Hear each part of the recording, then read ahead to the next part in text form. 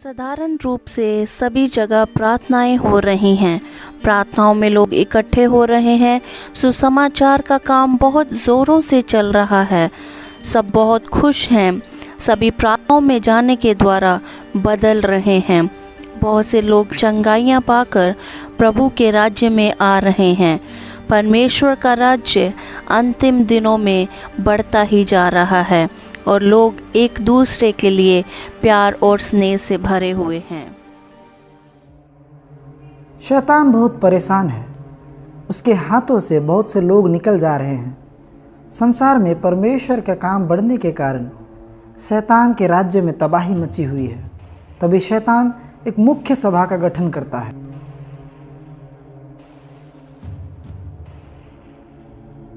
क्या कर रहे हो तुम सभी लोग?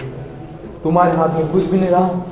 सभी लोग उस परमेश्वर को ज़्यादा चाह रहे हैं, अपनी बुरी आदतों से निकलते जा रहे हैं। और तुम सभी ये परमेश्वर के सेवक मेरे पूरे शासन को तबाह कर रहे हैं। और तुम सभी दूत बस ऐसे ही बैठे हो।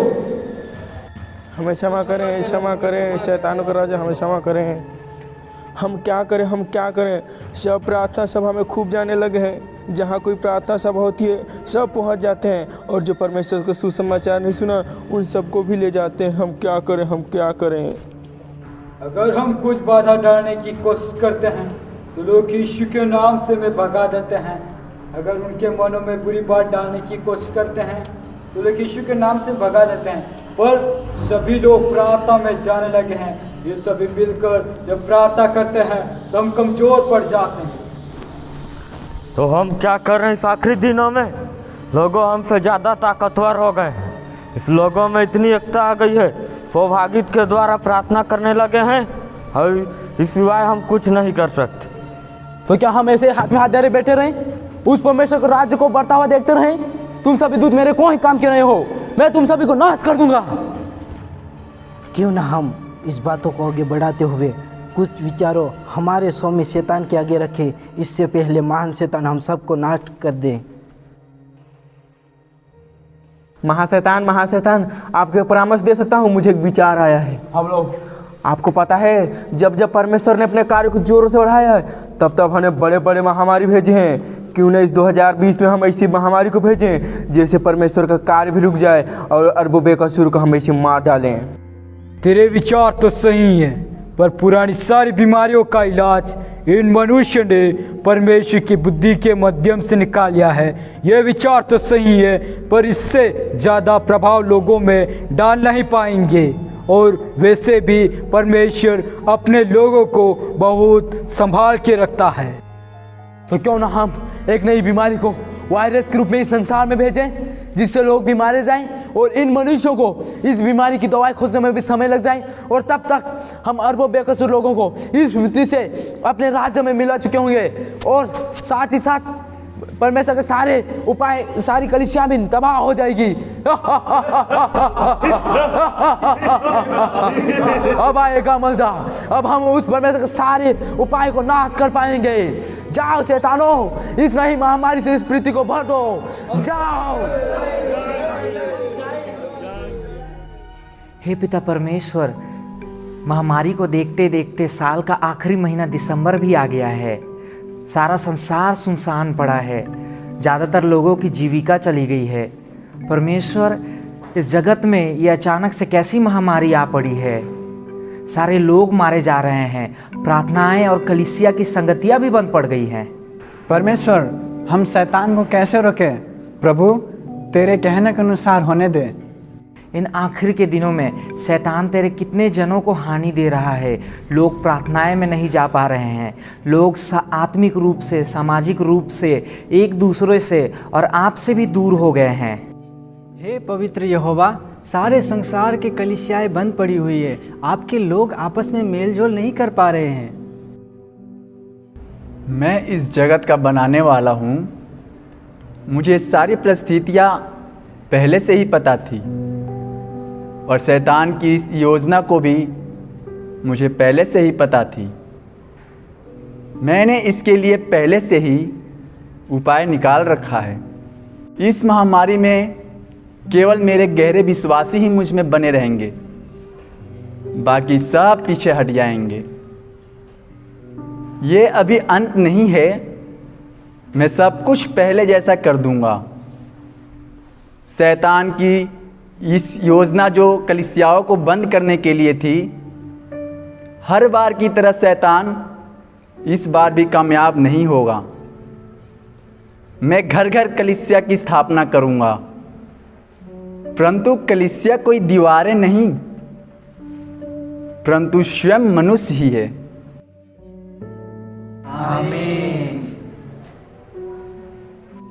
ए जी, सुनते हो, बहुत दिन हो गए हम बाहर घूमने नहीं गए। बिल्कुल अच्छा नहीं लग रहा। दिन भर घर में बैठे रहो, घर का काम करो और सबकी कचकच सुनो। तो क्या करें, इस महामारी में कहाँ घूमने जाएं? बाहर जाके मरना है क्या? घर में कितनी तंगी चल रही है, आपका काम भी बंद हो गया है और कुछ ही पैसे हमारे पास बचे हैं। पता नहीं कितने दिन चलेंगे और ऊपर से बच्चों की स्कूल की फीस और बाकी खर्चा। हम करें तो करें क्या? वो तो ठीक है, पर हमने कितने दिनों से हम अपनी धार्मिक गतिविधि भी नहीं की है। हम अपनी आत्मिक रीति से भी गिरते जा रहे हैं। पता नहीं हमारा भगवान हमसे नाराज ना हो जाए। हमारे घर में कोई पूंजी ना आने के कारण कितनी आर्थिक स्थितियों का सामना करना पड़ रहा है। पर आपको पता है, हमारे पड़ोसी जो पहले चर्च जाते थे अब नहीं जाते, फिर भी उनके जीवन में कोई निराशा नहीं दिखती। उनके पास तो हमसे ज़्यादा पूंजी भी नहीं है, फिर भी वो कितना आनंदित जीवन जी रहे हैं। हाँ, मैंने ये देखा है। वो लोग भी चर्च नहीं जा पा रहे हैं, पर अपने घर में प्रार्थना करते हैं। क्यों ना हम उनके घर जाके उनके खुशी का राज पूछें। जी ठीक है।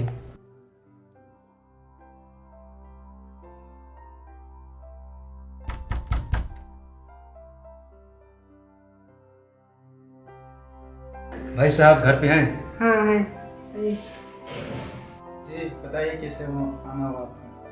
आपको तो पता ही है ये महामारी कितनों दिनों से फैली है और हमारा कितना नुकसान हुआ है। हम बहुत ही तंगी और निराशा में से होकर जा रहे हैं। हर दिन हमारा बड़ी मुश्किलों भरा निकल जा रहा है। हम यहाँ आपसे ये पूछने आए हैं, पर जब भी हम आपको देखते हैं आपके घरों में कोई ऐसी बातें नहीं दिखती। आप लोग इतने आनंद से कैसे रहते हैं? भाई, जैसे आप हैं वैसे हम हैं। हम में और आप में कोई फर्क नहीं है। फर्क इतना है कि हमने एक सच्चे परमेश्वर को हमने जान लिया है। हमारे जीवन में भी निराशाएं आती हैं, लेकिन वह परमेश्वर है जो हमें निराशाओं में कभी गिरने नहीं देता है। मैं आपके लिए एक आशा की कहानी सुनाना चाहता हूँ। इस दिसंबर जब हम क्रिसमस मनाते हैं, इस दिसंबर में हम प्रभु यीशु मसीह के सारे जगत को हम प्रभु यीशु मसीह के बारे में हम बताते हैं। आज से 2000 साल पहले प्रभु यीशु मसीह हमारे लिए इस पृथ्वी पर आए। इस दिसंबर जब हम क्रिसमस मनाते हैं तो सारे जगत को प्रभु यीशु मसीह के बारे में हम बताते हैं, क्योंकि जो पाप हमने किए हैं वह प्रभु यीशु मसीह ने खुद के ऊपर ले लिया और वह इस पृथ्वी पर आया और आने की वजह से वह हमारे लिए मारा गया, गाड़ा गया और तीसरे दिन मृतकों में से जी उठा। वही हमारी आशा है और वही हमें निराशा में कभी गिरने नहीं देता। आइए हम आपके लिए प्रार्थना करें। सामर्थ्य प्रभु जी को हम प्रार्थना करते हैं। प्रभु, उसी क्षण वे परिवार अपने मन को फिराता है और सच्चे परमेश्वर को जान लेता है। इसी प्रकार कई और परिवारों में उद्धार आता है और सुसमाचार का काम रुकता नहीं बल्कि और तेज़ी से बढ़ने लगता है और फिर इस बार भी शैतान फिर से हार जाता है।